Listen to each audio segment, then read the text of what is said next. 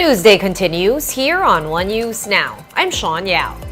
Tropical Depression Dodong has maintained its strength. Pag-asa last spotted Dodong in the vicinity of Sanchez Mira in the province of Cagayan. It is packing winds of up to 45 kilometers per hour with a maximum gustiness of 75 kilometers per hour. Dodong will remain as a tropical depression as it continues to traverse over mainland northern Luzon. It could reach tropical storm category by Saturday afternoon or evening as it heads to the West Philippine Sea. For now, wind signal number 1 is still up over some parts of Luzon, and these areas are being flashed on your screens right now. Meanwhile, the enhanced habagat may bring gusty conditions to some places, including Metro Manila, Calabarzon, Mimaropa, the Bicol region, Western Visayas, and other areas in northern and central Luzon. Moving on to other news, Transportation Secretary Jaime Bautista is reminding transport groups to set up their own cooperatives in preparation for the PUV modernization program. In an interview with Radyo 5, Bautista said that drivers and operators do not need to join existing cooperatives. So far, about 70% of drivers and operators have consolidated and have been given routes. The deadline for consolidation of the PUV modernization program is December 31. Ito po ay para mag-consolidate. No? Hindi naman para palitan yung mga kanilang mga jeepney. No? Ang gusto lang po natin ay magkaroon ng consolidation, no? Para mag-operate sila as a cooperative or a corporation. And the Land Transportation Office will start issuing electronic driver's licenses or EDLs as soon as the implementing guidelines are released. And if you're wondering what that looks like, we have the sample e-license being flashed on your screens. All you have to do is access the LTO's Land Transportation Management System or LTMS portal and register. All holders of valid driver's licenses will be given access to the e-driver's license module. Just a reminder, holders of EDLs have the same privileges and responsibilities accorded to holders of physical driver's licenses. EDL holders are also subject to the same rules on traffic violations. The LTO launched a digital version of the driver's license amid the shortage of plastic ID cards. We have more stories for you after this quick break. Stay with us here on One News.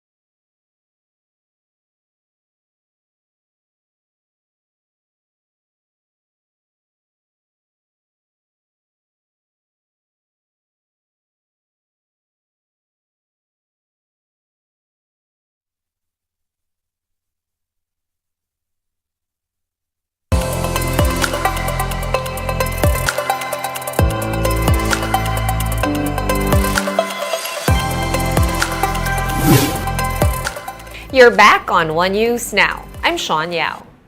Former National Security Advisor Clarita Carlos says that the Hague arbitral ruling is not a win for the Philippines. In an interview with the chiefs, Carlos called the landmark decision as, quote, just a piece of paper. She added that the Philippines should shift to low politics as a way to resolve the territorial dispute with other claimants in the South China Sea, particularly with Beijing. According to Carlos, low politics involves topics like the sharing of the sea for fishing. I'm sorry to dash the hopes of people who are rallying and saying that we have a victory. And that's not true. They have to read the award and they have to read the circumstances surrounding the arbitral award. Ay, ilang hundreds na yung note verbal na binibigay natin and we expect the same result para tayong tanga. No? Shift gear tayo. Mag-move away tayo from territory and sovereignty. It's called high politics. Mag-move tayo sa low politics. Pag-usapan natin isda. Okay. Yung isdang pinapanganak sa Palawan and other coastal areas, hinahango ng China. The ones who will make this happen will be our marine scientists, our oceanologists, because they're dealing with the ocean as one, the contested ocean, as one ocean, one ecology. Moving on to another story, Solicitor General Menardo Guevara shares his expectations on the upcoming International Criminal Court's decision regarding the drug war probe. Guevara says the ICC could indict certain individuals if the government loses the appeal. On July 18, the ICC will hand down its judgment on the Philippines' plea against the resumption of investigation into the war on drugs. Nevertheless, Guevara does not see the ICC's decision to have any bearing on the Philippine government's own inquiry into drug war abuses. For his part, Justice Secretary Boying Remulla is dismissing the ICC's ruling, whatever it will be. Remulla reiterated that the ICC cannot enforce anything because the tribunal has no jurisdiction over Manila. The Justice Secretary has repeatedly said that ICC prosecutors are not welcome in the Philippines. They can decide in The Hague where the ICC is, but that does not affect us here. They cannot enforce anything that they want in our country because we are not members of the ICC. And I don't see them coming into the country to do anything that they want to do. Meantime, let's take a quick look at the day's global headlines. Thailand's Pita Limjaroenrat says that he will not give up on his prime ministerial bid after losing in a parliamentary vote. This comes on the back of the PM hopeful falling 51 votes shy of the required threshold. Pita says his party will re-strategize to gather the required support and win the next vote for premier. Pita can contest the vote next week if he is nominated again. Actors are now joining the Hollywood writers' strike. Both the Screen Actors and Writers Guilds are making demands for better pay amid the streaming TV era. They are also looking to get assurance that their work will not be threatened by artificial intelligence. This marks the first instance of a dual work stoppage in 63 years, resulting in the halt of numerous productions. And there may be a link between aspartame and cancer, but evidence is limited. That's according to the World Health Organization's International Agency for Research on Cancer. Some scientists and food and beverage manufacturers believe that the WHO's revised label will only confuse consumers and called for more research. Aspartame is one of the world's most popular artificial sweeteners, which is used in products from diet sodas to chewing gum. One News Now will be back at 6 p.m. with the day's latest stories. I'm Sean Yao. We are One News.